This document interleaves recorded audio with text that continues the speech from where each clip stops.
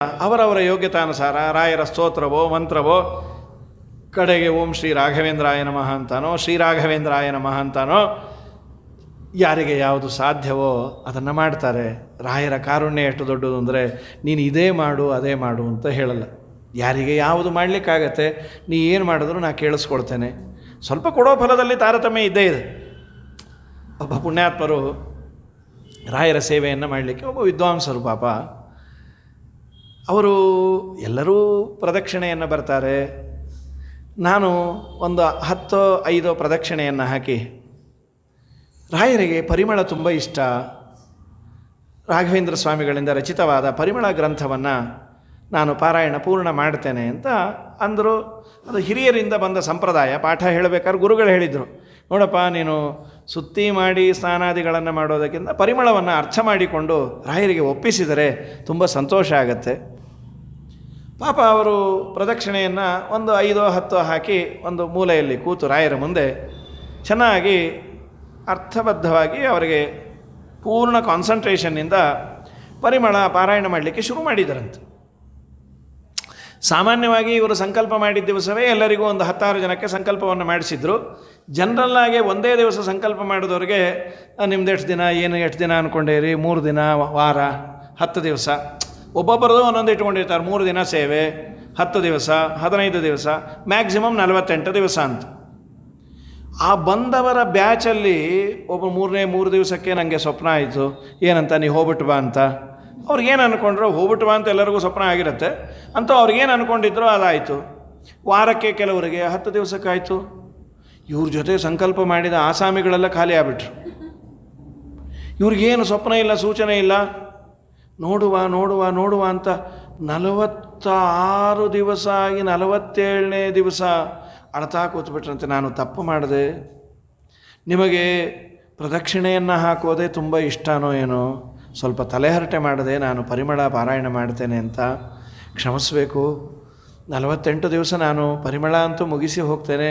ಈಗ ನನಗೆ ಕೆಲಸ ಇದೆ, ಇನ್ಯಾವಾಗಾದರೂ ಬಂದಾಗ ನಾನು ನಿಮಗೆ ಪ್ರದಕ್ಷಿಣೆಯನ್ನೇ ಹಾಕ್ತೇನೆ ಸ್ವಾಮಿ, ತಪ್ಪಾಯಿತು, ಮದಾಂಧನಾದ್ನೋ ಏನೋ ಅಂಥೇಳಿ ಅವತ್ತು ಪಾಪ ನಿದ್ದೆ ಬಂದಿಲ್ಲ. ಮಾರನೇ ದಿನ 48ನೇ ದಿವಸ ಏನಾದರೂ ಆಗಬಹುದೋ ಏನೋ ಅಂತ ಒಂದು ಆಸೆ.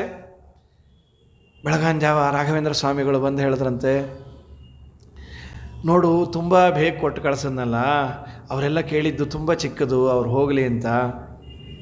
ನನಗೆ ನೀನು ಆ ಪರಿಮಳ ಪಾರಾಯಣ ಮಾಡ್ತೀಯ ಅಂದ ದಿವಸವೇ ಸಂತೋಷ ಆಯಿತು. ನಿನಗೆ ಬೇಗ ನಾನೇನಾದರೂ ವರ ಕೊಟ್ಬಿಟ್ರೆ ನೀನು ಬೇಗ ಹೊಟ್ಟೋಗ್ತಿ. ನನ್ನ ಹತ್ರ 48 ದಿವಸ ನಿನ್ನನ್ನು ಇಟ್ಕೋಬೇಕು. ನಾನು ಮಾಡಿದ ಆ ಪರಿಮಳ ಪಾರಾಯಣವನ್ನು ಮಾಡಿ ಸೇವೆ ಮಾಡಲೋರು ಇದುವರೆಗೂ ವೃಂದಾವನ ಆದಮೇಲೆ ಒಬ್ಬರೋ ಇಬ್ಬರೋ ಅಪ್ಪ. ಆದ್ದರಿಂದ ನಾನು ನನ್ನ ಹತ್ರನೇ ಇಟ್ಕೋಬೇಕು ಅನ್ನೋ ಬಯಕೆಯಿಂದ ನಿನಗೆ ನಾನು ಕೊಟ್ಟಿಲ್ಲ. ಅವರು ಮಾಡಿದ್ದಲ್ಲಿ ನೀನು ಮಾಡಿದ್ದಲ್ಲಿ ಅರ್ಥ ಸಂಬಂಧ ಇಲ್ಲ. ಅವ್ರಿಗೆಲ್ಲ ನಾನು ಕೊಡೋದು ಲೌಕಿಕ ಭೋಗ ಆದರೆ ನಿನಗೆ ಪಾರತ್ರಿಕ ಮೋಕ್ಷವನ್ನೇ ಕೊಡಿಸ್ತೀನೋ, ಅದಕ್ಕಿಂತ ದೊಡ್ಡದಿನ್ನೇನು. ನಿನಗೆ ಲೌಕಿಕದ್ದು ಅವಶ್ಯ. ಮೋಕ್ಷ ಕೊಡೋದೇವರು ಇದೇನಿದು ಕಥಿತಂ ಕೃಷೇರಿ ವಪಲಾಲಕುಲಂ. ರಾಯರೇ ಸಾಕ್ಷಿ. ವಾಯುದೇವರ ಆರಾಧನೆಯನ್ನು ಮಾಡಿದ್ದಕ್ಕೆ, ದೇವರ ಆರಾಧನೆಯನ್ನು ಮಾಡಿದ್ದಕ್ಕೆ, ಗುರುಗಳ ಆರಾಧನೆಯನ್ನು ಮಾಡಿದ್ದಕ್ಕೆ, ಅವರನ್ನು ನಂಬಿದ್ದಕ್ಕೆ ಏನದು? ರಾಯರು ಶ್ರೀಮಂತರಾದದ್ದಲ್ಲ, ರಾಯರ ಹತ್ರ ಹೋದೋರು ದರಿದ್ರರು ಯಾರಿಲ್ಲ. ಭತ್ತ ಬೆಳೆಯೋನಿಗೆ ಹುಲ್ಲು ತಾನಾಗೆ ಬರುತ್ತೆ. ವೈದಿಕ ಪದವಿಯ ಐದಿಸುವುದಕ್ಕೆ ವೈದಿಕ ಪದವಿಯ ಐದಿಸುವ ಬಗೆ ಲೌಕಿಕ ಐದಿಸುವುದು ಬಲು ಖ್ಯಾತೆ. ಮೈದೂನಗೊಲಿದ ಶ್ರೀ ವಿಜಯ ವಿಠಲ ನಿನ್ನ ಪಾದ ಸಾಕ್ಷಿ ಅನುಭವವೋ. ನಿನ್ನ ಒಲುಮೆಯಿಂದ ನಿಖಿಳ ಜನರು ಬಂದು ಮನ್ನಿಸುವರು ಮಹಾರಾಯ. ಎನ್ನ ಪುಣ್ಯಗಳಿಂದ ಈ ಪರಿಯುಂಟೇನೋ, ನಿನ್ನದೇ ಸಕಲ ಸಂಪತ್ತು. ಮೋಕ್ಷ ಕೊಡುವ ಸ್ವಾಮಿಗೆ ಇದೇನು ದೊಡ್ಡದು. ಹಾಗಾಗಿ ರಾಯರ ಕರುಣೆ ತುಂಬ. ಹಾಗೆ ಬಂದೋರಿಗೆಲ್ಲ ಪರಿಮಳನೆ ಮಾಡು ಅಂತಾನೂ ಅನ್ನೋದಿಲ್ಲ. ಕರುಣಾಮೂರ್ತಿಗಳು ತಮಗೆ ಇಷ್ಟವಾದದ್ದು ತಮ್ಮಿಂದ ರಚಿತವಾದ ಗ್ರಂಥಗಳನ್ನು ಅಲ್ಲಿ ಪಾಠ ಪ್ರವಚನ ಮಾಡಿ ಅದರ ಮುಖಾಂತರ ಸೇವೆ ಮಾಡೋದು. ಆದರೆ ಎಲ್ಲರಿಗೂ ಅದೇ ಮ್ಯಾಂಡೇಟರಿ ಮಾಡಿದ್ರೆ ಗತಿ ಏನು? ರಾಯರಂತಾರೆ, ನೀವು ಬಂದು ಒಂದು ನಮಸ್ಕಾರ ಮಾಡಿ ನನಗೇನೂ ಗೊತ್ತಿಲ್ಲ ಅಂದರೂ ಅನುಗ್ರಹ ಮಾಡ್ತಾರೆ. ಅದನ್ನೇ ನಮ್ಮ ಇವರು ಅಂತಾರಲ್ಲ ಅನಂತಾದ್ರೀಶರು, ಮಂತ್ರವ ನಾನರಿಯೇ ಶ್ರೀಮನ್ ಮಂತ್ರಾಲಯ ಪ್ರಭುವೇ, ನನಗೇನೂ ಗೊತ್ತಿಲ್ಲಪ್ಪ, ಅಂಥ ರಂಗದಳು ನಿಂತು ನುಡಿಸುವ ಅನಂತಾದ್ರೀಶನ ಅವನ ಕರುಣೆ ಅಷ್ಟೇ, ನನಗೇನೂ ಗೊತ್ತಿಲ್ಲೋ, ನೀನೇ ಅನುಗ್ರಹ ಮಾಡಬೇಕು. ಅದನ್ನೇ ನಮ್ಮ ದಾಸರಂದರು, ಚತುರ ದಿಕ್ಕು ವಿದುಕ್ಕುಗಳಲ್ಲಿ ಯಾರೇ ಬಂದರೂ ಅವರ ಮನೋರಥವನ್ನು ನಾನು ಈಡೇರಿಸದೆ ಬಿಡೋದಿಲ್ಲ. ನುತಿಸುತ್ತ ಪರಿ ನತರಾಗಿ ಹರಿಗೆ ಗತಿ ಬೇಡದಲೆ, ಅವರಿಗೆ ಗತಿಯನ್ನು ನಾನು ಹೇಳ್ತೇನೆ, ಅವರಿಗೆ ಒಳ್ಳೆಯದಾಗುವಂತೆ ಮಾಡ್ತೇನೆ, ಅನುಗ್ರಹವನ್ನು ಮಾಡ್ತೇನೆ ಅಂತ. ಅತುಳ ಮಹಿಮಾನಾ ದಿನದಲ್ಲಿ ದಿತಿಜ ವಂಶದಲ್ಲಿ ಉತ್ಪತ್ತಿಯಾಗಿ ಉಚಿತದಲ್ಲಿ ಉತ್ತಮ ರೀತಿಯಲ್ಲಿ ಅತಿಶಯ ವಿರುತಿರ ಪಿತನ ಬಧೆಗೆ ಮನ್ಮಥ ಪಿತನೊಲಿಸಿದ ಜಿತಕರಣದಲ್ಲಿ ರಥವಾನೇರಿದ ರಾಘವೇಂದ್ರ. ಅತುಳ ಮಹಿಮಾನಾ ದಿನಗಳಲ್ಲಿ ಅಗಮ್ಯ ಮಹಿಮಾಲೋಕೆ ಅಂತ ಅಪ್ಪಣ್ಣಾಚಾರ್ಯರಂದರು. ರಾಯರು ಅಗಮ್ಯ ಮಹಿಮರು. ಗಮ್ಯ ಅಂದರೆ ಹೊಂದಲಿಕ್ಕೆ ಯೋಗ್ಯವಾದದ್ದು, ಅಗಮ್ಯ ಅಂದರೆ ನಮಗೆ ಅವ್ರ ಬಗ್ಗೆ ಗೊತ್ತಾಗೋದಿಲ್ಲ ಪೂರ್ಣ ಪ್ರಮಾಣದಲ್ಲಿ. ಸಣ್ಣ ಪುಟ್ಟ ಮಾಡಿದವ್ರ ಬಗ್ಗೆನೇ ನಾವು ಅಂತೀವಿ, ಏನು ಅಂಥ ಮಹಿಮೆ ಏನಿರೋದಿಲ್ಲ ನಮ್ಮದೆಲ್ಲ ಅಂತ ಇರ್ತಾರೆ. ಹೆಂಡತಿ ಪಾಪ ಗಂಡ ನಿಮ್ಮ ಮನೆಯವ್ರು ಹೇಗೋ, ಅಯ್ಯೋ ಅವ್ರನ್ನ ಅರ್ಥವೇ ಮಾಡ್ಕೊಳ್ಳಿಕ್ಕಾಗಿಲ್ಲ ರೀ, ಅದು ಯಾವಾಗ ಸರಿ ಇರ್ತಾರೋ ಯಾವಾಗ ಹುಚ್ಚುಚ್ಚಾಗಾಡ್ತಾರೋ ಗೊತ್ತೇ ಆಗಲ್ಲಪ್ಪ ಅಂಥೇಳಿ ಒಬ್ಬ ವ್ಯಕ್ತಿಯನ್ನು ನಾವು ಏನು ಅವನ ಮಹಿಮೆ ಏನಿರೋದಿಲ್ಲ, ಹುಚ್ಚುಚ್ಚಾಗಾಡೋದೇ ಮಹಿಮೆ. ಇಂಥ ಮಹಿಮೆಯೇ ನಾವು ದೊಡ್ಡದು ಅಂದ್ಕೊಂಡಿರ್ತೀವಿ. ಅಗಮ್ಯ ಮಹಿಮಾಲೋಕೆ, ಇದು ಅಪ್ಪಣ್ಣಾಚಾರ್ಯರಂದರೆ ಇದು ಮೊದಲು ಅಂದದ್ದು ಪ್ರಹ್ಲಾದರಾಜರಾದಾಗ ಭಾಗವತದಲ್ಲಿ. ಹಿರಣ್ಯಕಶ್ಯಪು ಅಂತಾನೆ, ಅಪ್ರಮೇಯಾನುಭಾವೋಯಂ, ಅಪ್ರಮೇಯ, ಇವನನ್ನು ನಾನು ಅರ್ಥ ಮಾಡಿಕೊಳ್ಳಲಿಕ್ಕಾಗಿಲ್ಲ. ಅಗಮ್ಯ ಮಹಿಮಾ ಅನ್ನೋದಕ್ಕೆ ಅಪ್ರಮೇಯಾನುಭಾವೋಯಂ ಅಕುತಶ್ಚಿತ್ ಭಯೋ ಮರಹ ನೂನಮೇ ತದ್ವಿರೋಧೇನ ಮೃತ್ಯುರ್ಮೇ ಭವಿತಾನವ. ಇವನ ವಿರೋಧ ಮಾಡಿ ನಾನೇ ಸತ್ತೋಗ್ತೀನ ಏನು? ನಾನು ಬ್ರಹ್ಮದೇವ್ರ ಹತ್ರ ನಾ ಸಾಯಬಾರ್ದು ಅಂತ ಕೇಳ್ಕೊಂಡೆ, ಅದೇನು ಕರ್ಮಾನೋ ಏನೋ, ಫ್ಯಾಮಿಲಿ ಪಾಸ್ ಕೊಟ್ಬಿಟ್ಯಾರೋ ಏನೋ. ಇವನು ನಾನು ಏನು ಕೊಲ್ಲಬೇಕು ಅಂದರೂ ಪ್ರಯತ್ನ ಮಾಡಿದರು. ಆಗಂದದ್ದು ಎಲ್ಲ ಉಪಾಯಗಳು ಫೈಲಾದಾಗ ಅವನು ತೆಗೆದ ಉದ್ಗಾರ ಏನು ಗೊತ್ತಾ? ಅಪ್ರಮೇಯ ಅನುಭಾವ ಏನು, ಇವನ ಮಹಿಮೆ ನನಗೆ ಗೊತ್ತಿಲ್ಲ. ಅದನ್ನೇ ಅಪ್ಪಣ್ಣಾಚಾರ್ಯಂದರು ಅಗಮ್ಯ ಮಹಿಮಾಲೋಕೆ. ರಾಯರು ಅಗಮ್ಯರಪ್ಪ, ಅಲ್ಲಿ ನರಸಿಂಹದೇವರು ಸಾಕ್ಷಿ, ಇಲ್ಲಿ ಹಯಗ್ರೀವ ದೇವರು ಸಾಕ್ಷಿ. ಹೌದು, ಅಗಮ್ಯ ಮಹಿಮರೇ. ರಾಯರನ್ನು ಪೂರ್ಣ ನಾವು ತಿಳಿಲಿಕ್ಕಾಗೋದಿಲ್ಲ. ಅದಕ್ಕಂದರು ಅತುಳ ಮಹಿಮಾನ ದಿನದಲ್ಲಿ ದಿತಿಜ ವಂಶದಲ್ಲಿ ಉತ್ಪತ್ತಿಯಾಗಿ ಉಚಿತದಲ್ಲಿ ಉತ್ತಮ ರೀತಿಯಲ್ಲಿ ಹುಟ್ಟಿದ್ದು ದೈತ್ಯ ಕುಲ ಆದರೂ ದೇವಸ್ವಭಾವೋ ದಿವಿಜದ್ರುಮೋಯಂ ಇಷ್ಟಪ್ರದೋ ಮೇ ಸತತಂ ಸಭೂಯಾತ್. ದೈವ ಸ್ವಭಾವ, ಸ್ವಾಭಾವಿಕವಾಗಿ ಒಳ್ಳೆ ದೈವಭಕ್ತಿ, ಅದು ಬೈ ಬರ್ತ್ ಅವರಿಗೆ ಒಳ್ಳೆಯ ಬುದ್ಧಿ, ಯಾರೋ ಹೇಳಿಕೊಟ್ಟಿದ್ದಲ್ಲ. ಇರತ್ತೆ ಕೆಲವು ತುಂಬ ಬುದ್ಧಿವಂತಿಗೆ ನ್ಯಾಚುರಲ್ ಇಂಟೆಲಿಜೆನ್ಸ್ ಅಂತ, ಬಾರೋಡ್ ಇಂಟೆಲಿಜೆನ್ಸ್. ಬಾರೋಡ್ ಅಂತಾದರೆ ಯಾರೋ ಹೇಳಿದ್ದು ಮಾಡಿದ್ದು, ಯಾರ್ದೋ ಇನ್ಫ್ಲೂಯೆನ್ಸು ಕೆಲವು ದಿನ ಇರುತ್ತೆ, ಆಮೇಲೆ ಹೋಗಿಬಿಡತ್ತೆ. ನ್ಯಾಚುರಲ್ ಇಂಟೆಲಿಜೆನ್ಸ್ ಇರುತ್ತಲ್ಲ, ಅದು ತುಂಬ ದೊಡ್ಡದು. ಹಾಗಾಗಿ ರಾಯರು ಉತ್ಪತ್ತಿಯಾಗಿ ಉಚಿತದಲ್ಲಿ ಉತ್ತಮ ರೀತಿಯಲ್ಲಿ ಅತಿಶಯ ವಿರುತಿರೆ ಪಿತನ ಬಾಧೆಗೆ ಒಲಿಸಿದ ಜಿತಕರಣದಲ್ಲಿ ಅತಿಶಯವಿರುತ್ತದೆ. ಪಿತಾ ಏನು ಬಾಧೆ ಕೊಟ್ಟಿದ್ದು, ಎಷ್ಟೇ ಉಪದ್ರವ ಕೊಟ್ಟರು ಇವರು ಎಲ್ಲವನ್ನ ಗೆದ್ದರು. ಹೇಗೆ ಅಂದರೆ ಜಿತಕರಣದಲ್ಲಿ ಮನ್ಮಥನ ಪಿತ ಒಲಿದ. ಯಾಕೆ ಅಂದರೆ ಇವರು ಇಂದ್ರಿಯ ನಿಗ್ರಹ ಮಾಡಿದರು. ಆ ಮಾತನ್ನೇ ಅಪ್ಪಣ್ಣಾಚಾರ್ಯರಂದದ್ದು. ಏನಂತ, ರಾಯರಿಗೆ ದೇವರು ಯಾಕೆ ಒಲದದ್ದು ಅಂತಂದರೆ ಸಮುಪೇಕ್ಷಿತ ಭಾವಜ ಅಪೇಕ್ಷಿತ ಪ್ರದಾತಾನ್ಯೋ ರಾಘವೇಂದ್ರ ನ ವಿದ್ಯತೆ. ಭಾವಜ, ಭಾವ ಅಂದರೆ ಮನಸ್ಸು, ಮನಸ್ಸಿನಿಂದ ಹುಟ್ಟಿದವನು ಮನ್ಮಥ.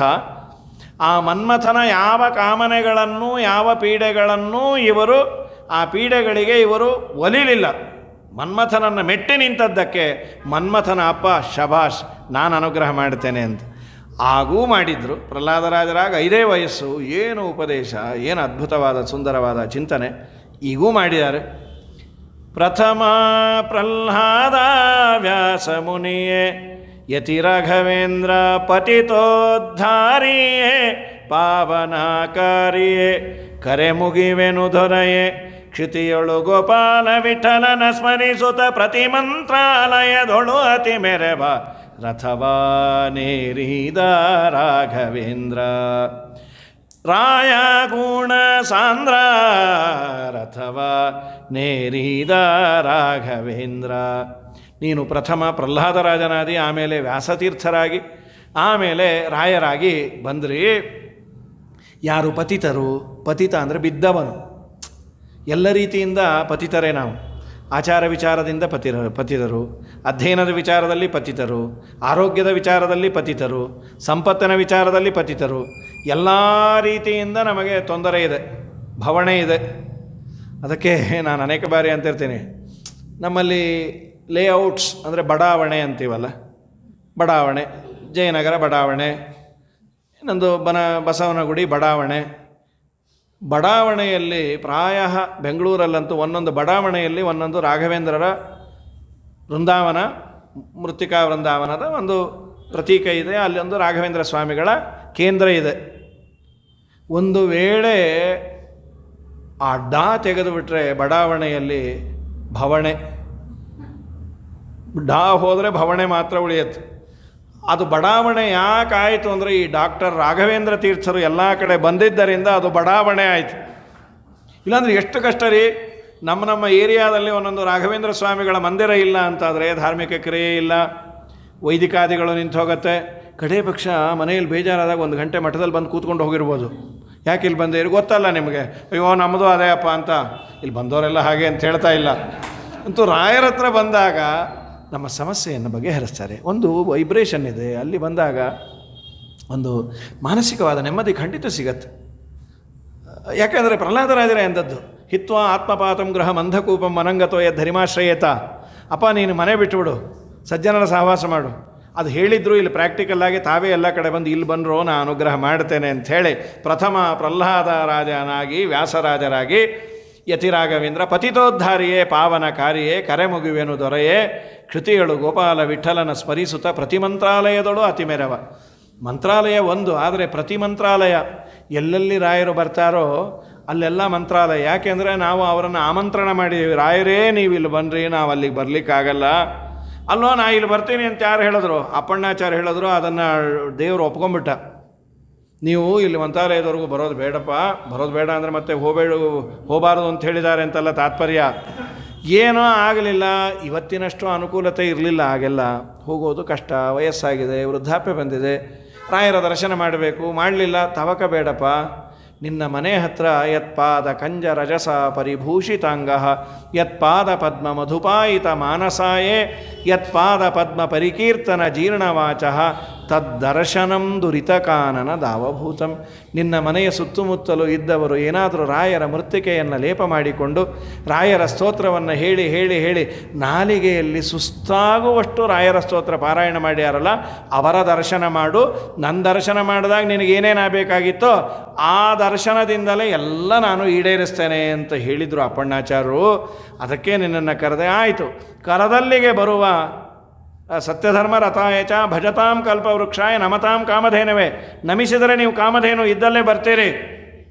ATM ದೊಡ್ಡವರು, ATM ಆದರೂ ನಾವು ಬೂತ್ ಇರೋವ್ರಿಗೂ ಹೋಗಬೇಕು. ಇವ್ರು ಹಾಗಲ್ಲ, ನಮ್ಮನೆಗೆ ನಡ್ಕೊಂಬಂದು ಅನುಗ್ರಹ ಮಾಡಿ ಹೋಗ್ತಾರೆ. ಅಂಥ ರಾಯರನ್ನು ದಾಸರು ತುಂಬ ಸುಂದರವಾಗಿ ಕೊಂಡಾಡ್ಯಾರೆ. ದಾಸರು ಕೊಂಡಾಡಿದ್ದು ಬಹಳಷ್ಟು, ನಮಗೆ ತಿಳಿದದ್ದು ತುಂಬ ಕಮ್ಮಿ. ಟೈಮ್ ಲಿಮಿಟ್ಗೆ ನಾವೆಲ್ಲ ಬದ್ಧರಾದವರು. ಆದ್ದರಿಂದ ದಾಸರು ಕಂಡ ಒಂದೆರಡು ಮಾತುಗಳನ್ನು ಆಡಿ ರಾಯರ ಅಡಿದಾವರೆಗಳಲ್ಲಿ ಈ ಒಂದು ವಾಕ್ಕುಸುಮವನ್ನು ಅರ್ಪಣೆ ಮಾಡ್ತೇನೆ. ಈ 2 ಮಾತನ್ನು ಮುಗಿಸ್ತೇನೆ. ಶ್ರೀಕೃಷ್ಣಾರ್ಪಣಮಸ್ತು.